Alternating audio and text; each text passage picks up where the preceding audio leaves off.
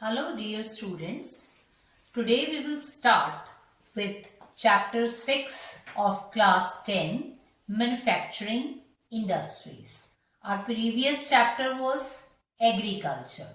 Agriculture is the primary activity and industries comes under the secondary activities. So we will start from the meaning of the word manufacturing.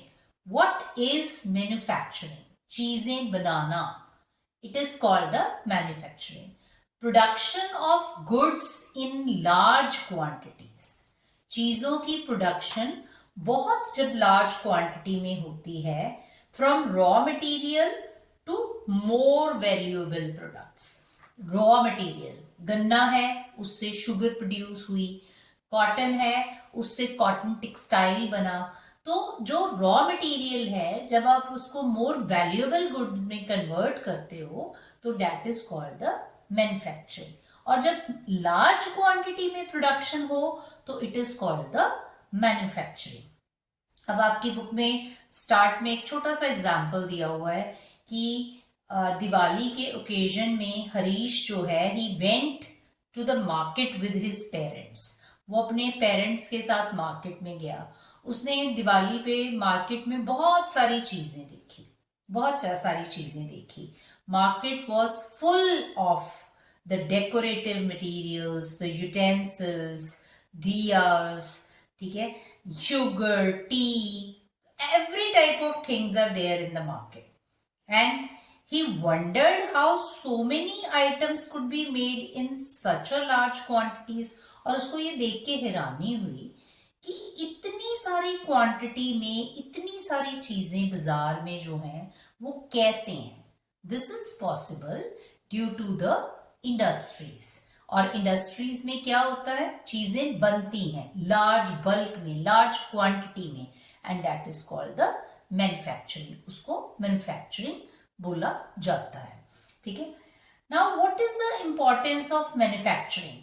Manufacturing की importance क्या है? सबसे पहले it helps in modernising agriculture. Agriculture modern तभी होती है जब industries हैं तो, क्योंकि इंडस्ट्रीज जो है वो एग्रीकल्चर के लिए मशीन्स बनाती हैं. अब आप देखो, do you think about the agriculture without machines? Agriculture में काम पॉसिबल है अगर मशीन्स नहीं हैं तो, फर्टिलाइजर्स नहीं हैं तो, पेस्टिसाइड्स नहीं हैं तो, इंसेक्टिसाइड्स नहीं हैं तो, ट्रैक्टर्स, मशीन्स जो है वो नहीं है तो एग्रीकल्चर मॉडर्न हो ही नहीं सकता. सो एग्रीकल्चर की मॉडर्नाइजेशन के लिए मैन्युफैक्चरिंग इंडस्ट्रीज का होना it is very very important. Secondly, जितनी ज्यादा इंडस्ट्रीज होंगी, अब इंडस्ट्री में एक या दो लोग तो नहीं काम करते, thousands of workers are doing work in the industries. एक ही इंडस्ट्रीज में 1000 से ज्यादा लोग काम करते हैं. तो what is the importance of manufacturing? It helps in the eradication of unemployment. Unemployment को खत्म करने में मैन्युफैक्चरिंग जो है वो हमारी हेल्प करता है. और जितना ज्यादा मैन्युफैक्चरिंग होती है उतना ज्यादा किसी भी कंट्री का ट्रेड एंड कॉमर्स वो बढ़ता है. ट्रेड, बिजनेस बढ़ता है, कॉमर्स बढ़ता है. ठीक है. It expands trade and commerce. और जितनी भी कंट्रीज हैं जो अपने रॉ मटेरियल को फिनिश्ड गुड्स में कन्वर्ट करते हैं और फिर उनको दूसरे कंट्रीज में बेचते हैं, that countries are more prosperous. कोई भी कंट्री रिच कब होता है? जब वो अपने रॉ मटेरियल को फिनिश्ड गुड्स में कन्वर्ट कर देता है और फिर वो फिनिश्ड गुड्स की जो वैल्यू है वो इंटरनेशनल मार्केट में होती है, मतलब उसको दूसरे कंट्रीज खरीदते हैं, तो वो कंट्री प्रॉस्पर्स होता है, वो डेवलप्ड होता है, वो कंट्री रिच होता है, अमीर होता है वो country. So this is the importance of manufacturing. ये मैन्युफैक्चरिंग की इंपॉर्टेंस है. Now the next very important question of this chapter, agriculture and industry. ये दो चीजें हैं, one is the agriculture and industries, they move hand in hand, ये एक दूसरे के साथ चलते हैं। हाउ इट इज पॉसिबल, इसका क्या मतलब है कि they move hand in hand, मतलब इंडस्ट्रीज जो है वो एग्रीकल्चर पे डिपेंडेंट है और जो एग्रीकल्चर है वो इंडस्ट्रीज पे डिपेंडेंट है। Agriculture is dependent on the industries and industries are dependent on the agriculture. Now, how industries are dependent on the agriculture? Industries जो हैं वो agriculture पे कैसे dependent हैं? I am giving you few examples of agro-based industries like sugar industry, cotton textile industry, jute textile industries. All these industries are agro-based, based on agriculture. Sugar industry कैसे चलेगी जब तक शुगर केन नहीं होगा, and sugar cane comes from agriculture, वो agriculture से ही चलता है, तो इंडस्ट्रीज इसके ऊपर डिपेंडेंट हो गई ना। ये इंडस्ट्री तभी चलेगी जब एग्रीकल्चर होगा। कॉटन टेक्सटाइल, कॉटन के कपड़े बनाना, कॉटन टेक्सटाइल इंडस्ट्री तब चलेगी जब कॉटन होगा, and cotton comes from agriculture, यहां से आ रहा है। जूट टेक्सटाइल, जूट कहां से आएगा, एग्रीकल्चर से आएगा। I am giving you one more example, tomato ketchup, आप अपने घरों में यूज करते हो, टोमेटो केचप यूज करते हो। टोमेटो केचप, उसका जो मेन इंग्रेडिएंट है वो क्या है, टोमेटोस। टोमेटोस कहां से आ रहे हैं, फ्रॉम एग्रीकल्चर। जितनी भी आप अपने घर में खाने की चीजें पैक्ड यूज करते हो, पैक्ड चीजें खाने की यूज करते हो, तो अगर वो पैक्ड आपके घर में आई हैं तो डेट मीन्स वो कहां से आई हैं, इंडस्ट्री में से आई हैं। पर उसको जो बनाने में इंग्रेडिएंट्स यूज हुए हैं वो कहां से आए हैं, एग्रीकल्चर से आए हैं।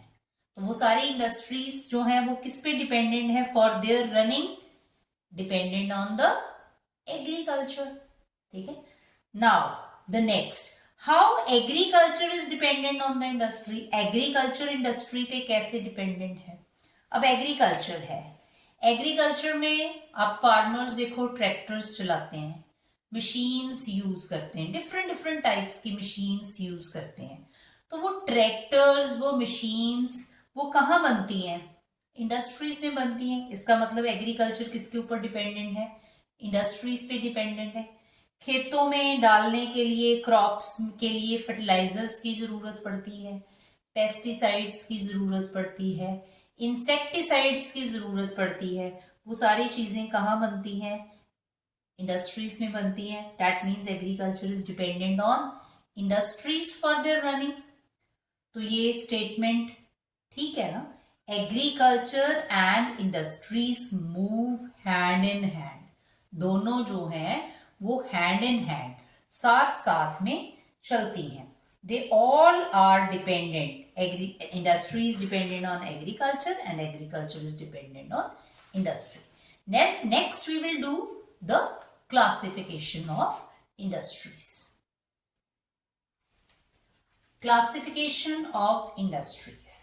The industry is not of one type. इसकी अलग अलग टाइप्स होती हैं. So this is the classification of industries on various bases. So the number one is on the basis of raw material. कि किसी इंडस्ट्री का रॉ मटेरियल कहाँ से आता है, उस पर डिपेंड करता है कि इंडस्ट्री की जो है वो टाइप क्या है. So according to that, industries are of two types, agro-based and mineral-based. The industries which are based on agriculture for their production are called agro-based industries, like sugar industry, cotton textile industry, jute industries, tea industries, rubber industries, coffee industries, edible oil industries, etc. Industries which are based on minerals for their production. ये industries जो हैं वो minerals पे dependent है for their production. That industries are called mineral based industries. Iron and steel industries, aluminium smelting industries, petrochemical industries, chemical industries, all these industries are mineral based industries. ठीक है, मतलब कोई भी इंडस्ट्री किस चीज पे बेस्ड है? So on the basis of raw material. इसके अलावा भी हैं, like some industries are based on forest also, some industries are based on dairy based industries, पर हमने हमारे सिलेबस के अकॉर्डिंग ये दो ही करने हैं। Number 2 is on the basis of main role. किसी इंडस्ट्री का मेन रोल क्या है, उस पर डिपेंड करता है कि इंडस्ट्री की टाइप क्या है। बेसिक और की इंडस्ट्री, कंज्यूमर इंडस्ट्रीज। बेसिक और की इंडस्ट्रीज ये वो इंडस्ट्रीज होती हैं जो किसी और इंडस्ट्रीज के लिए चीजें बनाती हैं। That industries are called basic industries. Like I am giving you example of basic industry, iron and steel industry. Iron से स्टील बना, तो स्टील की जरूरत हमें तो नहीं है। स्टील की जरूरत किसको है? जिसने कारें बनानी है, बाइक्स बनाने हैं, ठीक है, स्टील की कोई और चीजें बनानी है, तो दूसरी इंडस्ट्रीज को इनकी जरूरत है। That is why this industry is called basic industry. Iron and steel industry is the example of basic industry or key industry. Consumer industries कौन सी होती हैं? The industries which produce goods directly for the consumer. जो चीजें directly consumers के लिए बन रही हैं, जैसे टी है, कॉफी है, एडिबल ऑयल है, these things are directly for us. Toothpaste है, टूथब्रश है, that is directly for us. That industries are called the consumer industries. Number 3 is on the basis of capital investment. हमने कितना पैसा खर्च किया, उस पर डिपेंड करता है कि हमारी इंडस्ट्री की टाइप क्या है। Small scale industry, large scale industries. Small scale industries use less money, less labour, less investment. Large scale industries use more money, more labour, ठीक है, एंड इसकी प्रोडक्शन ज्यादा है, इसकी थोड़ी सी कम है। तो जो स्मॉल स्केल इंडस्ट्री है, it is defined with reference to the maximum investment in, जो है वो 1 करोड़ तक इसकी मैक्सिमम इन्वेस्टमेंट है स्मॉल स्केल इंडस्ट्री की। Last is who is the owner of the industry on the basis of ownership. Who is the owner of the industry? Number 1 public. Public industries का means the industries owned by government. जो government के under industries आती हैं, that industries are called public sector industries. Like I am giving you example, SAIL, Steel Authority of India Limited, BHEL, Bharat heavy electrical limited.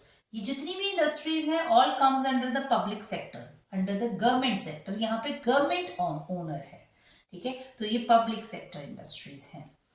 Private means the industries which are owned by the individual और the number of individual. किसी एक की या 3-4 जनों ने मिलकर industry खोली, that industry is called the private industries. जैसे आप लोगों ने सबने रिलायंस का नाम तो सुना होगा, तो रिलायंस इंडस्ट्री सरकार की नहीं है। धीरू भाई अंबानी इसके ओनर थे, उनके बाद उनके बेटे मुकेश अंबानी उसके ओनर हैं, उनके बाद उनके बेटे उसके ओनर बन जाएंगे। तो गवर्नमेंट का तो इसमें कोई रोल नहीं है। तो रिलायंस इंडस्ट्री जो है वो प्राइवेट सेक्टर इंडस्ट्री है। Tata iron and steel industry, Tata Ratan Tata की इंडस्ट्री है, तो वो प्राइवेट इंडिविजुअल है, ठीक है। Number 3 is the joint sector industries. Joint sector industries क्या होती हैं? जो जॉइंटली पब्लिक और प्राइवेट दोनों मिलकर चलाते हैं जिसको, ठीक है, that industries are called joint industry. Like Oil India Limited, ये जो है वो जॉइंट इंडस्ट्री है, पब्लिक भी है और प्राइवेट भी है। कोई पेट्रोल पंप है, वो किसी प्राइवेट इंडिविजुअल का होता है, पर उसमें जो पेट्रोल है वो कहाँ से आता है? वो गवर्नमेंट सप्लाई करती है।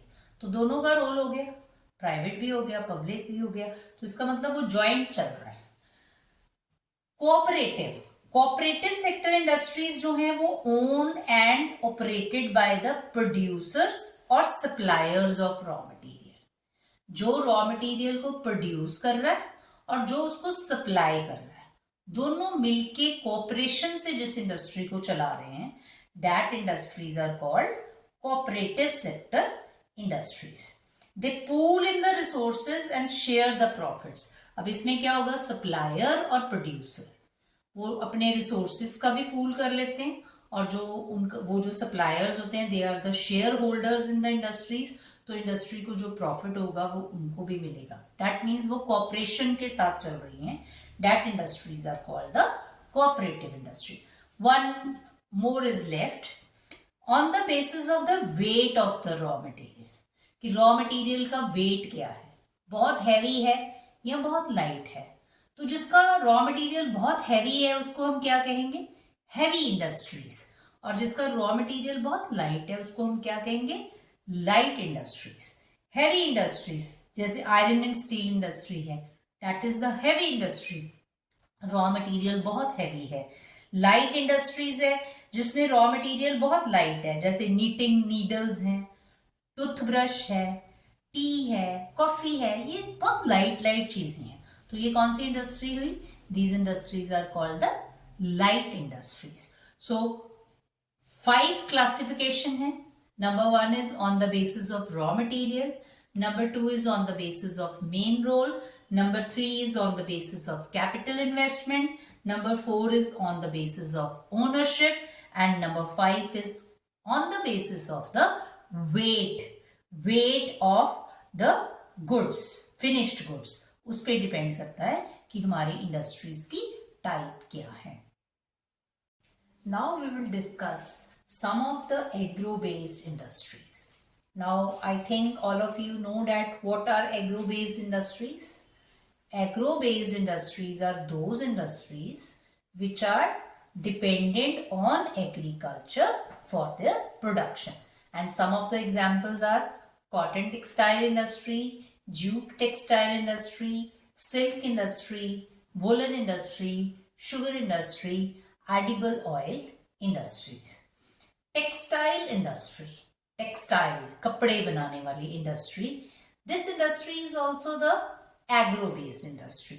ये जो इंडस्ट्री है ये भी एक एग्रो बेस्ड इंडस्ट्री है.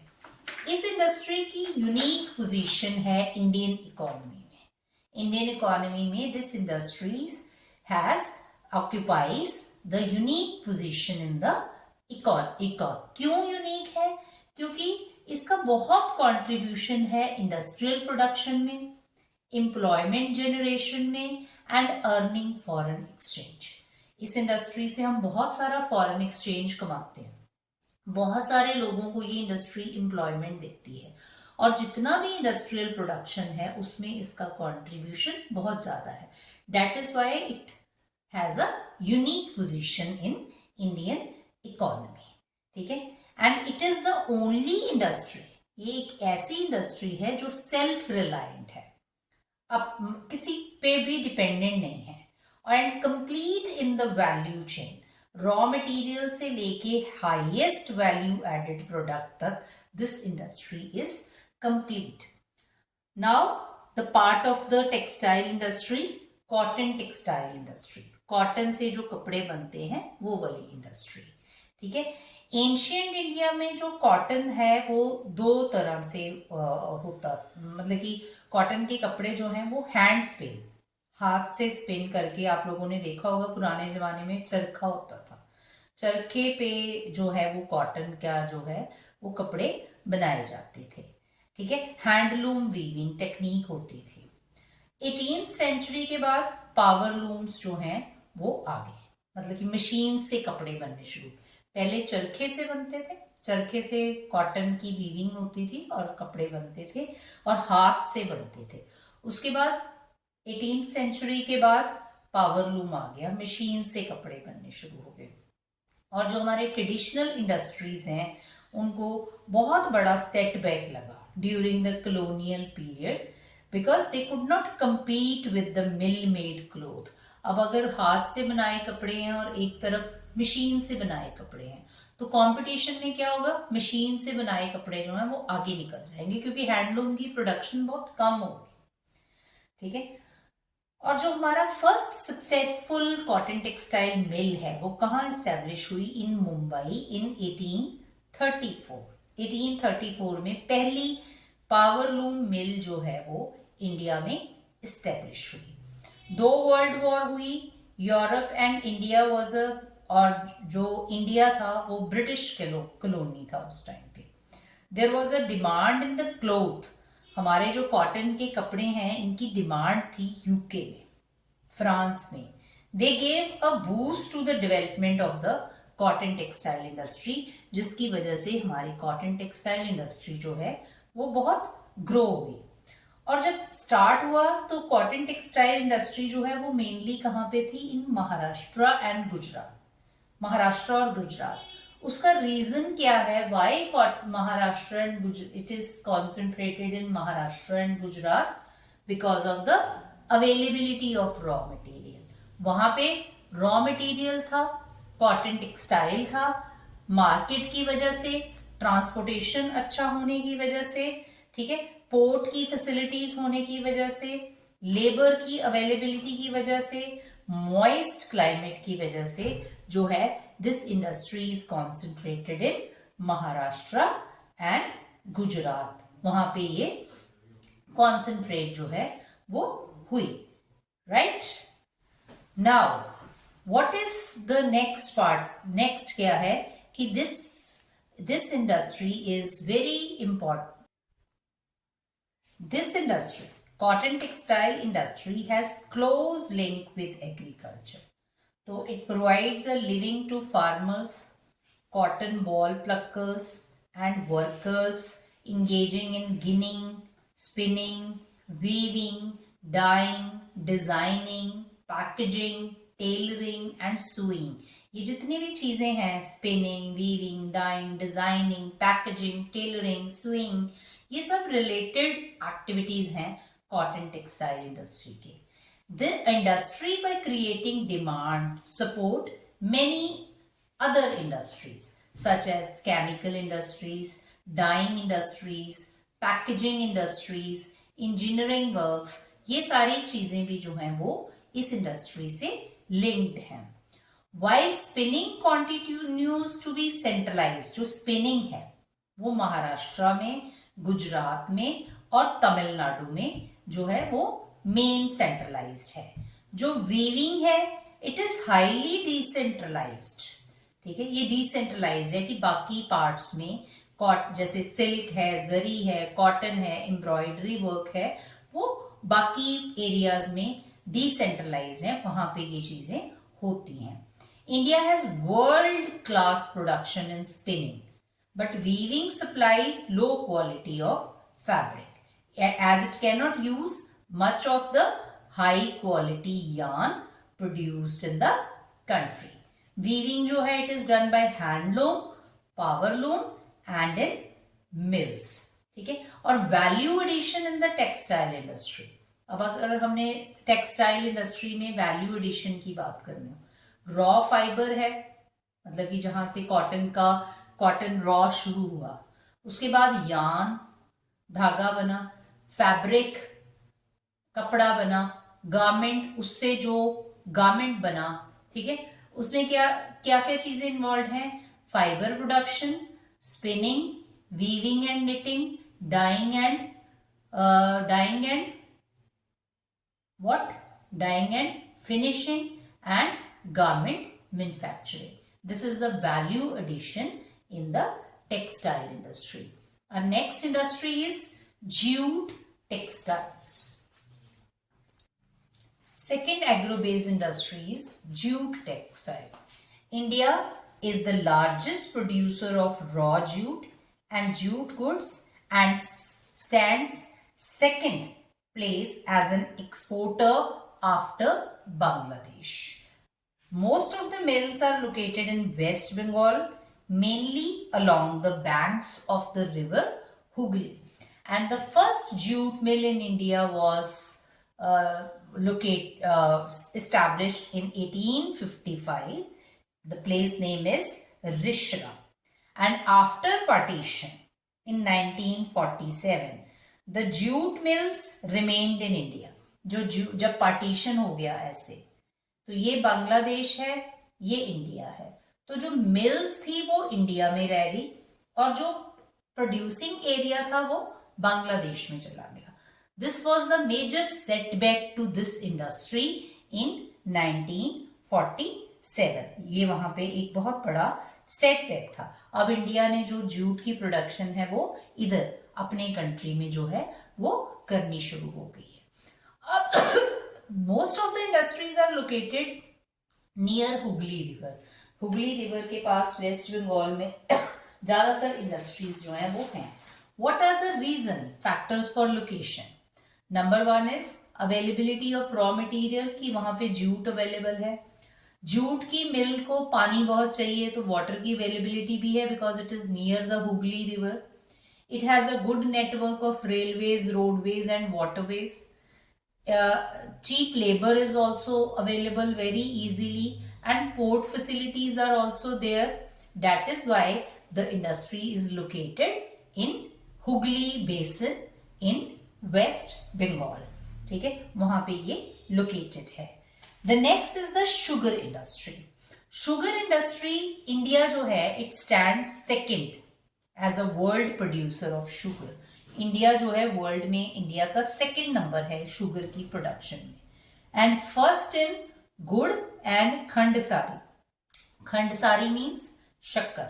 गुड़ और शक्कर में India is first. The raw material used in this industry, इस इंडस्ट्री में जो रॉ मटेरियल यूज होता है गन्ना, it is very bulky and in haulage its sucrose content reduces. अगर आप इसको बहुत दूर लेके जाओगे गन्ने को तो उसमें से उसका जो सुक्रस जूसी कंटेंट होता है वो खत्म हो जाएगा. इसलिए most of the industries are located near the production area. जहां पे गन्ने की प्रोडक्शन होती है वहीं पे इंडस्ट्रीज हैं. तो मिल्स है कहां पे? मेनली शुगर इंडस्ट्री कहां पे है? उत्तर प्रदेश, बिहार, महाराष्ट्र, कर्नाटका, तमिलनाडु, आंध्र प्रदेश, गुजरात, पंजाब, हरियाणा एंड मध्य प्रदेश. और जो 60% मिल्स हैं इंडिया के वो उत्तर प्रदेश और बिहार में है. और ये इंडस्ट्री सीजनल है क्योंकि गन्ना सारा साल नहीं होता, एक ही सीजन में होता है. That is why the industry is seasonal and it is ideally suited to the cooperative sector. और ये इंडस्ट्री ज्यादातर कोऑपरेटिव सेक्टर में होती है. और रिसेंट ईयर्स में जो टेंडेंसी है फॉर द मिल्स जो है वो shift to and concentrate in the southern states also. Maharashtra में ये इंडस्ट्री धीरे धीरे साउथ की तरफ शिफ्ट हो रही है. वाई? क्योंकि जो साउथ में गन्ना है उसमें सुक्रोज कंटेंट जो है वो नॉर्थ के गन्ने से ज्यादा है. क्लाइमेट कूल है and that climate is very suitable for growing sugar cane. ठीक है, क्रशिंग सीजन जो है वो लॉन्ग हो जाता है. एंड मोर ओवर जो कोऑपरेटिव है ना that are very successful in the South Indian states. That is why this industry is nowadays shift, and this question is also very important from the examination point of view. Why sugar industry is shifting from North India to South India, right? So in the next part of the chapter, we will discuss about the mineral based industries and the industrial pollution. This is the first part of the chapter. And in the next part, we will discuss the rest of the chapter. Thank you very much.